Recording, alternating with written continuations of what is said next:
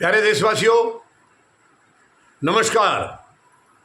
आज मैं आपके साथ अब हाल में जो संसद सत्र शुरू हुआ है कल से, यानी सोमवार 21 जुलाई 2025 से हमारा मॉनसून सत्र शुरू हुआ है, जिसकी घोषणा बहुत पहले कर दी गई थी।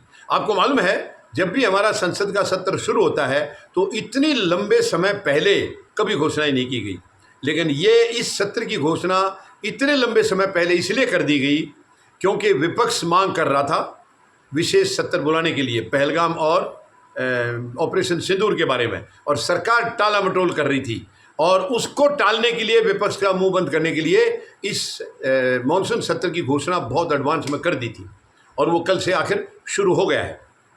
अच्छा, अब आप देखिए, संसद का सत्र जब शुरू होता है तो ये कोई मजाक में नहीं लिया जा सकता।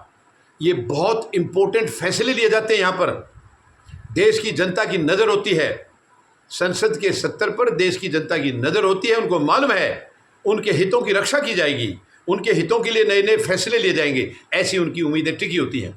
लेकिन हमारे संसदीय सत्र कैसे चलते हैं वो किसी से छिपा नहीं है।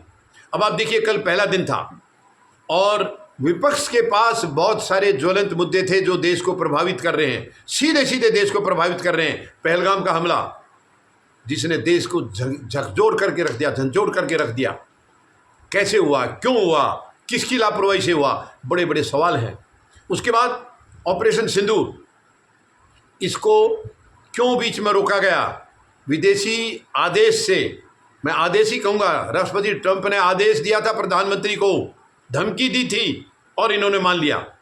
ये सवाल थे, और भी कई सवाल हैं। बिहार में, आपको मालूम है, बिहार में एक विशेष कार्यक्रम चुनाव आयोग ने चलाया है, और ये जहाँ तक, मैं कोई दोष नहीं लगा रहा हूँ, पूरी देश की जनता भी कह रही है और विपक्ष खास तौर पर कह रहा है, कई आंदोलन भी किए विपक्ष ने, कि यानी ये वोटर लिस्ट में धांधली करने के लिए ये मुहिम चलाई जा रही है।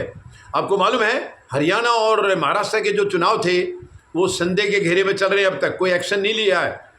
उनमें वोटर लिस्ट का घपला किया गया, ऐसा कुछ पता चला। पहले ईवीएम के ऊपर सवाल उठते थे, लेकिन महाराष्ट्र में खुल्लम खुल्ला विपक्ष के नेता ने ये चैलेंज किया था कि जो लोकसभा के चुनाव हुए और उसके बाद कुछ महीने बाद विधानसभा के चुनाव हुए, इस बीच में इतनी बड़ी संख्या में वोटर बढ़ गए, वो कैसे बढ़ गए, बहुत बड़ा सवाल था। लेकिन चुनाव आयोग ने एक नहीं सुनी है। मानिए, सर्वोच्च न्यायालय से भी कोई इनके पक्ष में अब तक कोई निर्णय ऐसा नहीं आया है। ये बहुत ही दुखद है। लेकिन अब बिहार में, यानी जो विपक्ष सवाल उठा रहा है कि बिहार में भी बीजेपी को जिताने के लिए या एनडीए को जिताने के लिए वही साजिश चल रही है, लेकिन अलग तरीके से, ताकि कोई सवाल बाद में ना उठा सके, बाद में कोई ये ना कह सके कि वोटर लिस्ट में घपला किया है, बढ़ा दिए है या कुछ कर दिया। इसलिए एक अलग तरीके से वहाँ ड्राइव चलाई है, SIR, स्पेशल इंटेंसिव रिवीजन। तो ये एक बहुत ही, विपक्ष जो बता रहा है जिस तरीके से, मैं कोई आरोप नहीं लगा रहा हूँ, अखबारों में भी कई में ये बातें निकली हैं कि ये किसी साजिश के तहत किया जा रहा है। और अजीत अंजुम बहुत बड़े पत्रकार हैं, अपना YouTube चैनल चलाए, तो उन्होंने कई बार खुलासा किया है कि जो ये BLOज हैं, अपनी मनमाने तरीके से खुद ही फार्म भर रहे हैं जनता के, खुद ही दस्तखत कर रहे हैं, और बाद में इनका क्या परिणाम होगा, किसके वो खारिज करेंगे, बहुत बड़ा सवाल है। तो इसके ऊपर भी संसद में चर्चा होनी चाहिए थी। लेकिन दुख की बात, कल पहला दिन था सत्र का, ना ही इसके ऊपर, मतलब पहलगाम के ऊपर कोई चर्चा हुई, ना ही हमारा जो ये ऑपरेशन सिंदूर चला, एक शब्द भी उसके लिए कहा गया, ना ही बिहार के लिए कहा गया। बिहार में इतनी खतरनाक मुहिम चल रही है, एक शब्द भी नहीं कहा गया। और तो क्या, मणिपुर कितने दिनों से, कितने लंबे समय से जल रहा है, एक शब्द नहीं कहा गया। प्रधानमंत्री आए, 9 मिनट के बाद चले गए। संसद के दरवाजे के ऊपर जरूर भाषण दिया उन्होंने 18 मिनट का मीडिया को, लेकिन अंदर 11 बजे सत्र शुरू हुआ और 11:09 पर प्रधानमंत्री आउट हो गए। तो ये संसद सत्र में पहला दिन क्यों इन मुद्दों को टच नहीं कर पाए, क्यों इन मुद्दों को नहीं उठाने दिया गया? विपक्ष के नेता राहुल गांधी ने बहुत कोशिश की, लेकिन उनको बोलने नहीं दिया गया, उनको नहीं बोलने दिया गया। तो क्यों संसद का सत्र कल से शुरू हुआ है तो किसी भी खास मुद्दे पर कल चर्चा क्यों नहीं हुई है? क्या ये वेस्ट ऑफ टाइम नहीं है, वेस्ट ऑफ मनी नहीं है? ये संसद सत्र के ऊपर कितना बड़ा खर्चा होता है, जनता का हार्ड एंड मनी है, वो जनता के खून पसीने की कमाई है, गाड़ी कमाई है जनता की। ये कोई नेताओं का पैसा नहीं है, सरकार का पैसा नहीं है, ये जनता का, टैक्स पेयर का, खास उनकी कड़ी मेहनत का पैसा है, उनकी कष्ट की कमाई का पैसा है। फिर उसको हवा में क्यों उड़ा दिया जाता है? क्यों उसको इस तरीके से बर्बाद किया जाता है? क्यों उसका सदुपयोग नहीं किया जाता? संसद सत्र में जो जिस तरीके से, जिस काम के लिए वो बना है, सत्र किस लिए होता है, वो काम उसमें क्यों नहीं किए जाते हैं? क्या वजह है? अब पहला दिन कल का मैं ये कहूँगा केवल हंगामा चला है, कुछ नहीं हुआ है, किसी भी खास मुद्दे पर बात नहीं हुई, विपक्ष के नेता को बोलने नहीं दिया गया।